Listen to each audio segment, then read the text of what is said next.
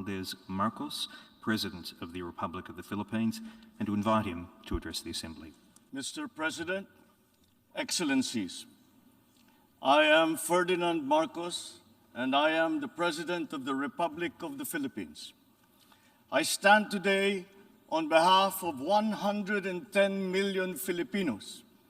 At this time of crisis and opportunity, I bring with me the spirit of their enduring commitment to the ideals of our United Nations. This commitment is reflected in our solid contributions to the cause of peace and of justice. By shepherding the Manila Declaration of 1982, we helped affirm that differences should only be resolved through peaceful means. By reinforcing the predictability and stability of international law, particularly the 1982 United Nations Convention on the Law of the Sea, we provided an example of how states should resolve their differences through reason and through right. These two contributions provide useful guidance for our time. For amidst challenging global tides, an important ballast stabilizes our common vessel. That is our open, inclusive, and rules-based international order that is governed by international law and informed by the principles of equity and of justice. As I have underscored, the Philippines shall continue to be a friend to all and an enemy of none. This world order traces its roots to 77 years ago. Your first Asian predecessor, Mr. President, General Carlos P. Romulo, called on our leaders then to make this floor our last battlefield, to determine in this hall whether humanity is to survive or be wiped out in another Holocaust. Our peoples chose survival. They chose cooperation. They chose peace. And by doing so, they made history. Today, history once again calls to us to make these choices. We are confronted by tectonic shifts that will inform the ebb and flow of this coming century. Of these, I see four challenges to the continued survival of our global community. First is climate change. The time for talk about if and when has long since passed. It is here. It is now. Climate change is the greatest threat affecting our nations and our peoples. There is no other problem so global in nature that it requires a united effort, one led by the United Nations. The effects of climate change are uneven and reflect an historical injustice. Those who are least responsible suffer the most. The Philippines, for example, is a net carbon sink. We absorb more carbon dioxide than we emit. And yet, we are the fourth most vulnerable country to the effects of climate change. This injustice must be corrected, and those who need to do more must act now. We accept our share of responsibility and will continue to do our part to avert this collective disaster. We call on the industrialized countries to immediately fulfill their obligations under the United Nations Framework Convention on Climate Change and the Paris Agreement, to cut their greenhouse gas emissions, provide climate financing, and technology transfer for adaptation for the most vulnerable and developing countries, to lead by example. We look forward to concrete outcomes at the Conference of Parties in Egypt later this year. When future generations look back, let them not ask why we did not take this opportunity to turn the tide. Why did we continue in our profligate ways until it was too late? This threat knows no borders, no social class, nor any geopolitical consideration. How we address it will be the true test of our time. Second, the development of advanced technologies is rapidly transforming human life and experience. We still barely understand how these transformations are unfolding and where they are leading. The imminent diffusion of these emerging technologies could solve many of our old problems, but they could also disrupt our political and social orders. Our governance structures must keep up. Third, widening geopolitical polarities and sharpening strategic competitions are transforming the international political landscape. A profound lack of trust is putting enormous strains on our multilateral system. Our very charter is being violated around the world as we speak. In Asia, our hard-won peace and stability is under threat by increasing strategic and ideological tensions. These behoove us to uphold the ideals that led to the establishment of this Parliament of Nations, and to reject any attempt to deny or redefine our common understanding of these principles.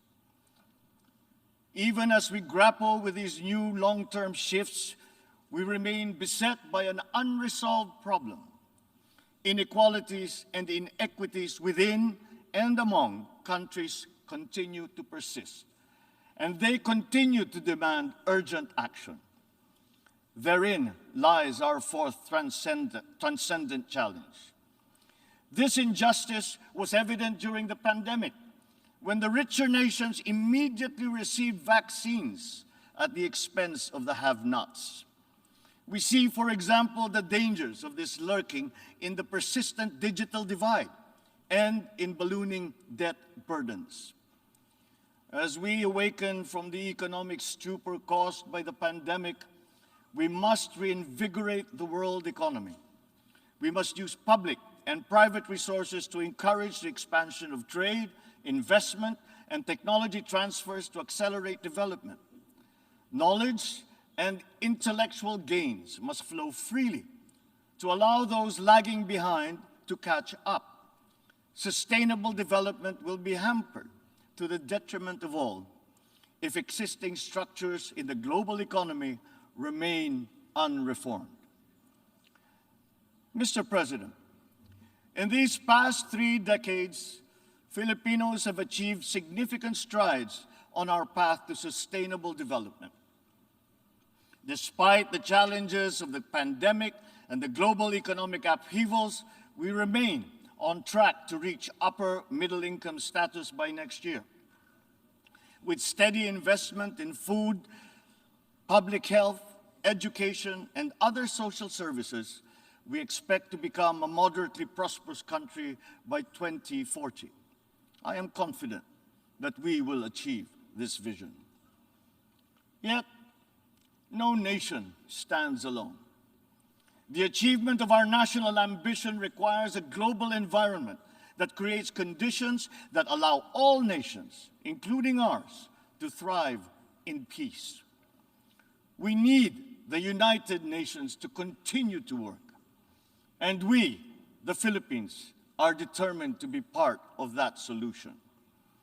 The Philippines did not hesitate to donate to the COVAX facility that helped provide vaccines in many parts of the developing world.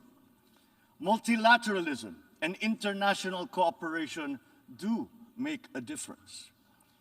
Filipino health workers were at the front lines in many countries to curb the spread of the virus, risking and oftentimes sacrificing their own lives to save those of others.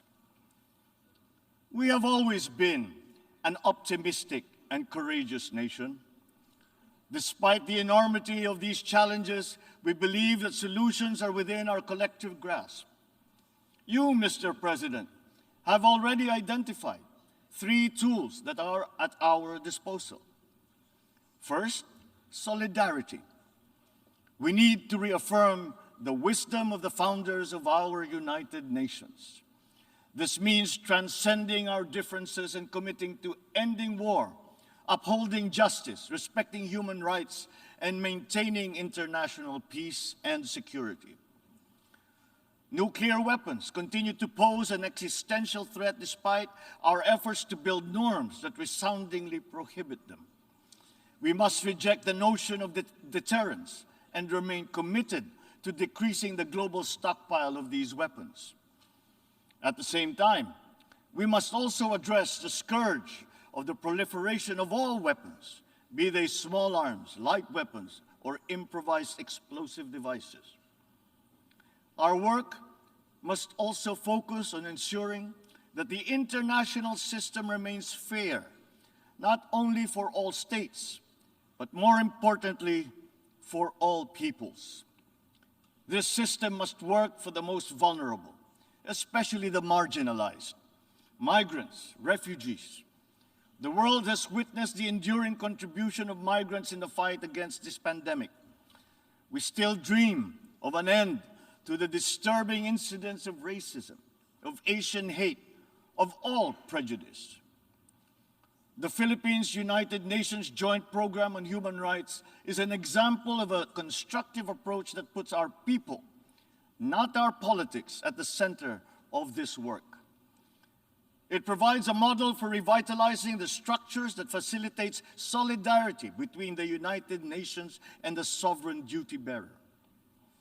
Our continued solidarity will also benefit from a reformed and more inclusive Security Council and an empowered General Assembly that can hold the Council to account. At the same time, the United Nations must forge ahead with its flagship tradition of global peacekeeping. My country's experience in building peace and forging new paths of cooperation can enrich the work of the Security Council, and to this end, I appeal for the valuable support of all UN member states for the Philippines' candidature to the Security Council for the term of 2027 to 2028. Our success in the Bangsamoro Autonomous Region of Muslim Mindanao in the south of the Philippines is a centerpiece of these efforts. The peace that we have forged after many decades of conflict among warring factions and clansmen demonstrates that unity is possible even in the most trying circumstances. Inclusive dialogue involving all stakeholders, including women, the youth, faith leaders, and civil society, conducted with patience and good faith, has produced a credible and solid foundation for self-government that paves the way for lasting peace and sustainable development. We take the same approach in Asia. The Philippines builds partnerships for peace and development through dialogue, including through interfaith and interreligious dialogue, especially through ASEAN. In the face of great diversity, we believe that partnerships form the bridge to unite all of us in promoting peace and stability in the Asia-Pacific region. Our global community is only as strong as we make it. We need to ensure that all nations, especially developing countries, are equipped with the tools they need to navigate the uncharted waters of this century. This requires a transformative development agenda. We therefore welcome the Summit of the Future next year as an opportunity to collectively roll up our sleeves and chart our common path. Second, sustainability. We must seek solutions that preserve our planet. These solutions must transcend our time and win the future for the succeeding generations. We crafted the 2030 Agenda for Sustainable Development as a platform of unity where our societies can build a future that is resilient and that is inclusive, where our people can be healthy, happy, and secure.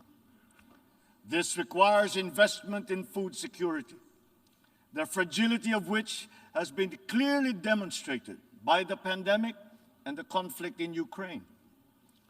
We need to take concrete steps towards a modern and resilient agriculture.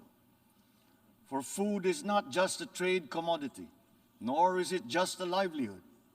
It is an existential imperative and a moral one. It is the very basis of human security. To attain food self-sufficiency and security, we are providing innovative solutions and financial support to farmers and fisherfolk to adapt new technologies and connect to national and global value supply chains. We look forward to forging cooperation with the UN and our partners to boost agricultural productivity and food security. As hosts to 17 UN agencies, programs, and funds, the Philippines strongly supports reforms to ensure that the UN development system delivers as one through its UN country team. Water connects our world and sustains our existence, but it is also a finite resource that requires our stewardship. Equally important, our biodiversity must be protected amidst the continuing challenge of climate change. We must enhance our cooperation in these areas. But sustainability also requires development policies that go beyond the traditional metrics. We already know that the gross domestic product is an incomplete measure of progress and that vulnerability is multidimensional. Our development agenda must also take into account the interest of all developing nations, including middle-income countries where the majority of the world's poor live. At the same time, sustainability means equipping our people with the tools they need to meet the challenges of the fourth industrial revolution. Investments in education are key, and my administration is prepared to make such investments. The Philippines notes with appreciation the Transforming Education Summit held earlier this week, at which these subjects were taken up. There is perhaps no greater renewable resource than the creativity and innovation of our young. We understand the value of harnessing our people's talents by creating a robust and creative economy. We will continue to work with partners in promoting this at the international level. Finally, science. Knowledge and discovery remain the keys to unlock the potential of our dynamic future. Encouraging our young people's curiosity, honing their skills, and protecting their intellectual properties are important investments. Humankind is pushing back its horizons, both in the digital world and out in our physical universe. Access to these domains is an inalienable right of all nations, as are peaceful uses of all existing and emerging technologies. The Philippines is preparing for the future by laying the governance framework that will allow us to harness the power of renewable energy, develop the capacity to utilize the life sciences, such as medicine and virology, pursue digital solutions towards a more modern economy, and expand our presence in outer space. But we also need to update the global structures that facilitate international cooperation on the peaceful uses of nuclear energy, biology, chemistry, to name but a few. At the same time, we need new structures to govern rapid advances in other areas.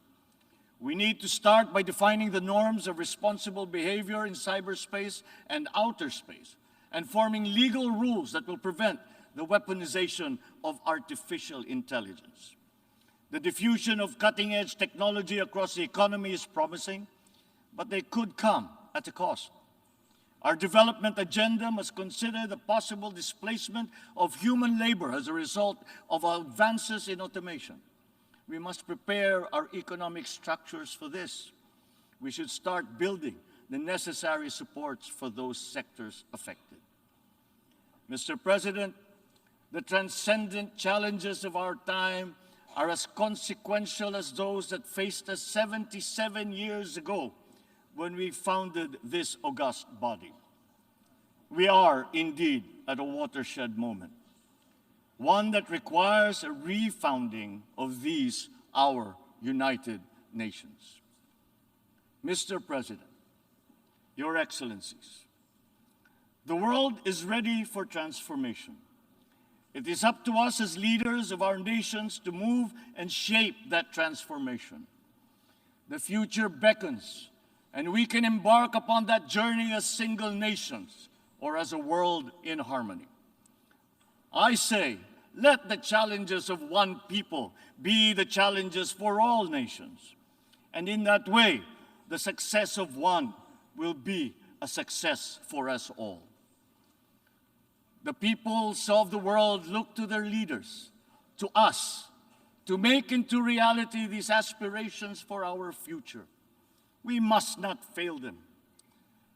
And if we stand together, we will not fail them. If we stand together, we can only succeed. Let us dream, let us work for those successes for all our nations united. Thank you and good day. On behalf of the Assembly, I wish to thank the President of the Republic of the Philippines for the statement just made and request protocol to escort His Excellency.